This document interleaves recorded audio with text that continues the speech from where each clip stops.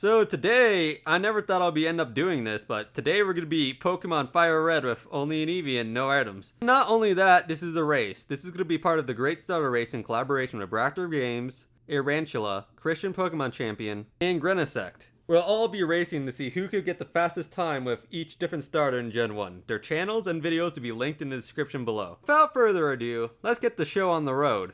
I'll name myself Duster, the rival Aran, and we'll name the Eevee Triunfo, which is triumph in Spanish, because we're gonna have one heck of a triumph. The first rival battle was a joke. Wish I got the level up though. Anyway, I didn't even get the Brock before I started to run into problems. Because I can't use items in battle, poison starts to become a real problem. I died several times. So I decided to do the optional rival fight, only to die because Triunfo got hit with sand attack, and he forgot how to aim. The next round I died at 1 HP to a crit. You know if they say that third time's a charm, and I got lucky with the crit? Then I died to poison again. Poison's gonna be a reoccurring theme here. But hey, at least I did it around the fourth time. When I got the Pewter City Gym, I was light years away from facing Brock. Camper Liam gave me a few problems. I realized that Geodude is a very defensive Pokemon. Triunfo could barely do any damage to it. If Aran taught me anything, there's only one thing to do. Go to Viridian Forest and find Kakuna and use all my power points on it.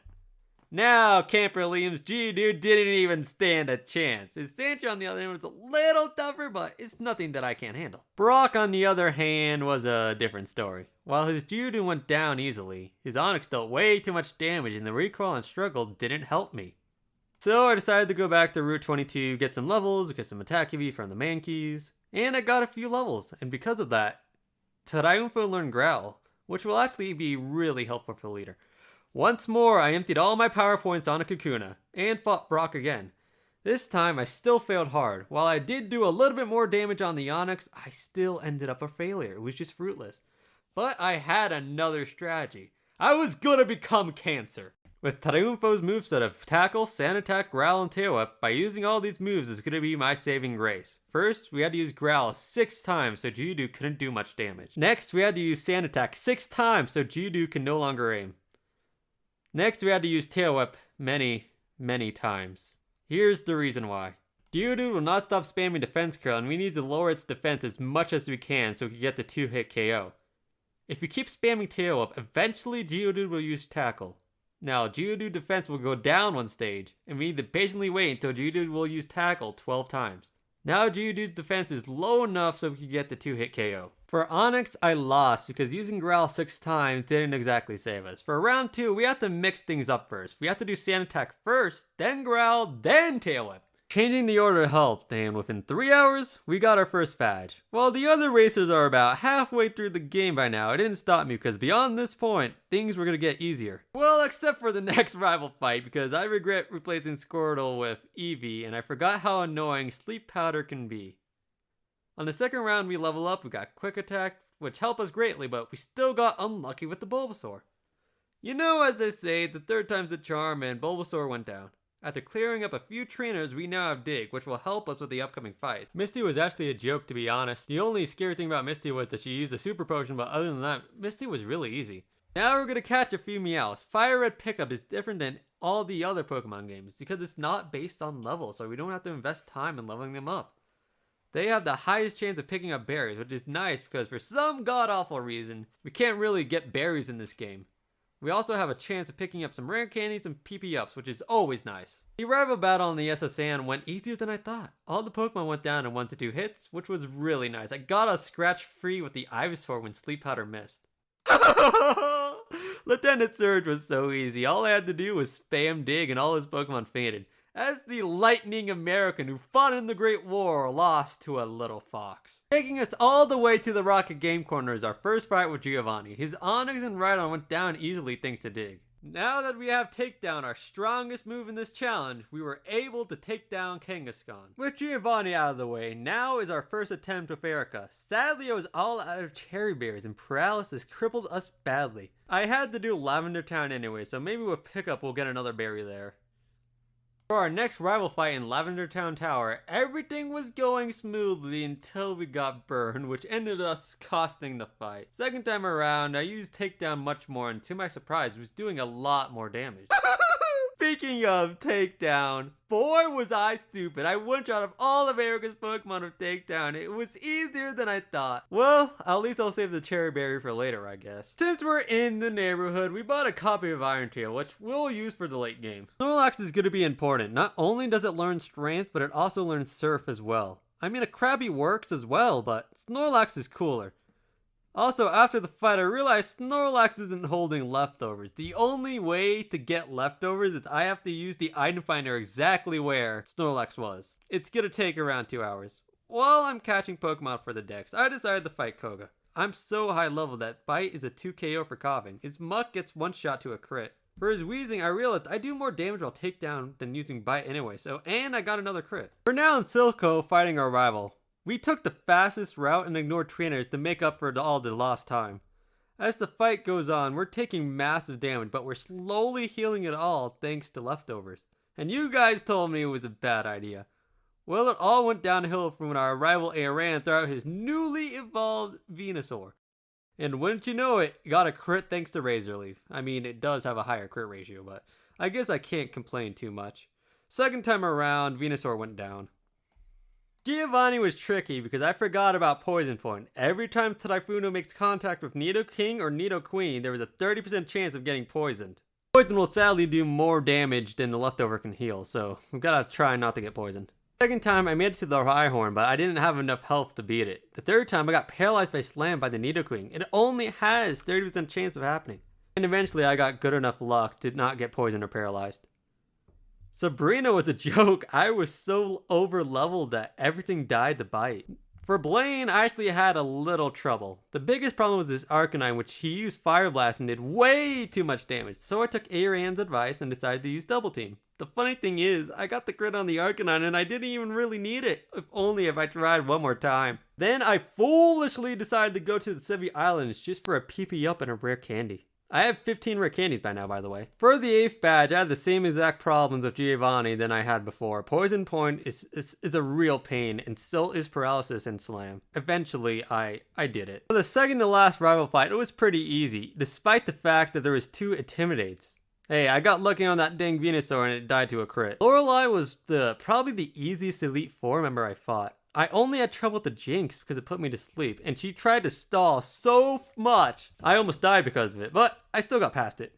GG, Lorelei. In the Bruno, I was a little scared because, you know, all the fighting types. Despite the fact that I did all my double teams, I got one shot by Hitmonchan using counter. After all the years I've done competitive Pokemon, I've never seen anybody run a counter on a Hitmonchan.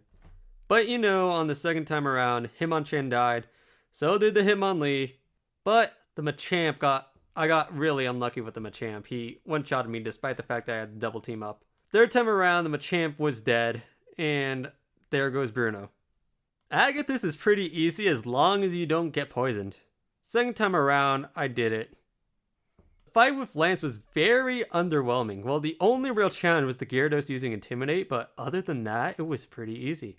Also, I'd just like to point out that Aerodactyl is the only Pokemon so far that has outspeed Typhuno without lowering stats or anything. Pretty impressive speed. And now we're going to go take on the rival fight. This fight took 2 hours and 30 attempts, and it was the hardest fight, oh boy, in this whole challenge. And I'm going to walk you guys through in real time and react to it. This isn't scripted. I'm just winging it. You're going to hear a lot of stumbles, but oh boy, you guys just going to have to deal with it. So right off the bat is Pidgeot. Pidgeot's by far the most dangerous Pokemon and will cause us the most reset the most. The main reason is because it still has a, what is that move? Sand Attack. So our goal is to do takedown twice in a row. We got a crit. And also, we also need to avoid Feather Dance as well. Since if Feather Dance hits us, we're also forced to reset because we would not have enough power to make it through this whole fight. Hit the level 83. Thanks to our 15 rare candies, we're above level 80. Alakazam is going to be a little bit tricky since this is our only good shot to set up with Double Team.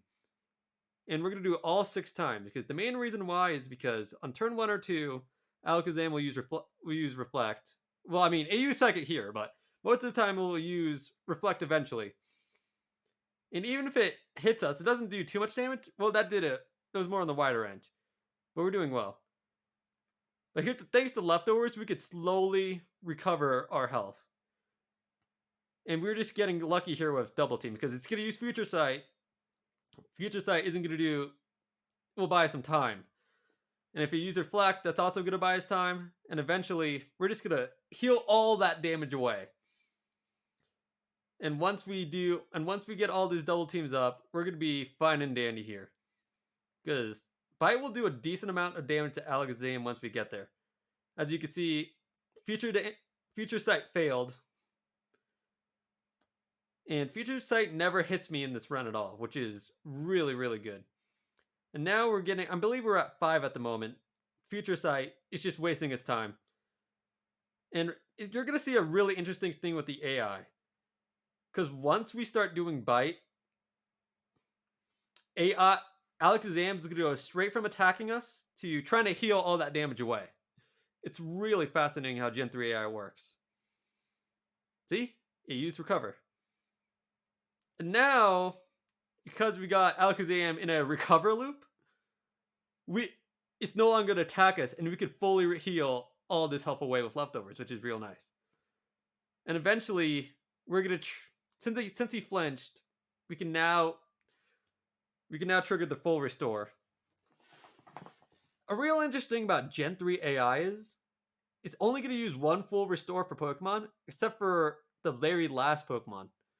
With the very last Pokemon, it's just going to use all the full restores until there's nothing left. But thanks to our lucky critical hit, Alakazam goes down. And now, this is by far the most interesting Pokemon right here is RHYDON. RHYDON has an interesting AI regarding Scary Face. For some weird reason, you guys will see in a bit. I don't know why I'm taking so long to decide to move, but for some weird reason though, something in RHYDON's AI tells it must use Scary Face to make us slower because we're way too fast. And because of that, it's just going to keep doing Scary Face until we deal enough damage to when it's going to get defensive. And yeah, it's not soon we'll put enough pressure on it so it has to use Earthquake. But we got lucky with Iron Tail. This is why I love Iron Tail. And partly some of the reason that I'm using Iron Tail because it lowers its defense a little bit. Because right now we just got intimidated. And now our attack is cut in half. And there's another Intimidate on the way. So eventually our attack is going to be 25% of what it was. Which does really suck. But Takedown still does a good amount of damage to get us through. Hydro Pump hits. And we're back at half health. But, we're not going to get hit by too many times with Hydro Pump. And we're going to try to get as many flinches as we can. Dragon Rage isn't too scary of a move anyway, since it only does 40 damage and, we have 200 health. But, we are forced to... There's no way around using a full restore on the Gyarados. There is no way around that, sadly. But, no, we got... Well, I'm stupid. There is a way around it. We dealt enough damage. Now, here's the most scariest Pokemon. ARCANINE has the greatest special attack of all the Pokemon on this team. And because of that, if Flamethrower hits, we're pretty much dead. Because, well, I don't know, but I do know we're pretty much dead because every time it hits, it's a crit, which is weird for some reason. And also on this run, we don't have Dig since we're doing a weird combo of Iron Tail and Takedown. And, we can't dodge by any means necessary. So we just got to pray and get lucky that we make it through this. We're going to try to go for the bite. Arcanine does have a priority move with Extreme Speed. Yeah, Flamethrower didn't do too much damage. Man, I'm just rambling. But hey, you guys came to hear the ramblings. And now we're going to trigger... So close though. We almost lost right there. But what... I can't imagine what we would have done without leftovers. And now with the full restore gone with Arcanine, we are free to knock it out. We just gotta pray that we don't get hit. But we're recovering it little by little. And that is the magic of leftovers. We got the flinch, nice. If you guys don't know, Bite is the only special move Eevee gets. And we're gonna try to be, it's gonna be our workaround with all these Intimidates. I mean, Eevee's special attack isn't too high. In fact, I believe it has a negative nature. Impish nature, which is like higher defense and less special attack. Probably a bad nature, but for Eevee, but it works with Triumpho. And right around now, we're going to be about finishing up the fight. Takedown still does a good enough amount of damage to finish. And now is the last Pokemon, which is going to be the Venusaur. There's good news about Venusaur, and there's bad news about Venusaur. The good news is, it's only one attacking attack. The bad news is, it's Solar Beam. And as you guys seen before with Blaine's fight, Tadayunfo doesn't have too much of good special defense. And because of that, if you get hit, we're pretty much good as dead. But luckily, Solar Beam takes 2 turns to charge up. And we got the critical hit. We were so close, though. Now, since the sunny day is out, it's only going to take one. The charge for Solar Beam is pretty much done.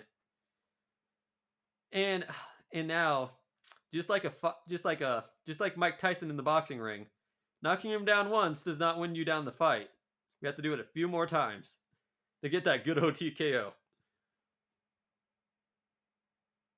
But the good plan here is to, we're not going to try to use Takedown too many times because of the recoil. And for Iron Tail, we want to lower its defense as much as we can. So, so we could do at least some decent amount of damage, like right there. We lowered its defense, and we could do at least a little more damage with Takedown. It's used Growth, but Growth isn't too scary since, if it hits already, we're going to be dead. Anyway. I was shaking right here. So close, yet. And of course, it uses another full restore.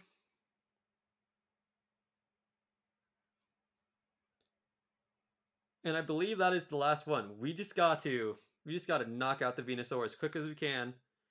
And our health is almost back there. Remember, it was a little while ago, it was in the red, but we got it all the way back into the green, which is nice.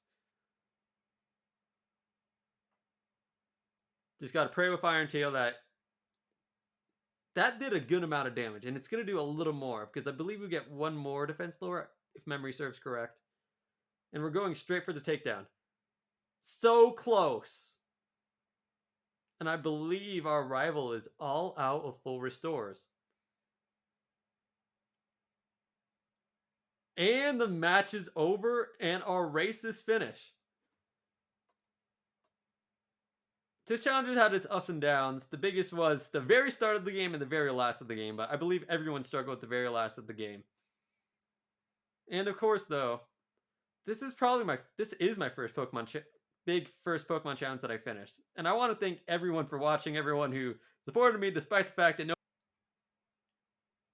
I may have gotten a pretty bad time in this race. You guys are going to see right now that my in-game time is roughly going to be 12-ish hours. And this is a race after all. 12-ish hours is not a good time. But as Grizzly McGuffin once said, it doesn't matter if you place gold, silver, or bronze, because no medal could place what type of person you are. But we did cross the finish line, and at the end of the day, that's what really all that matters.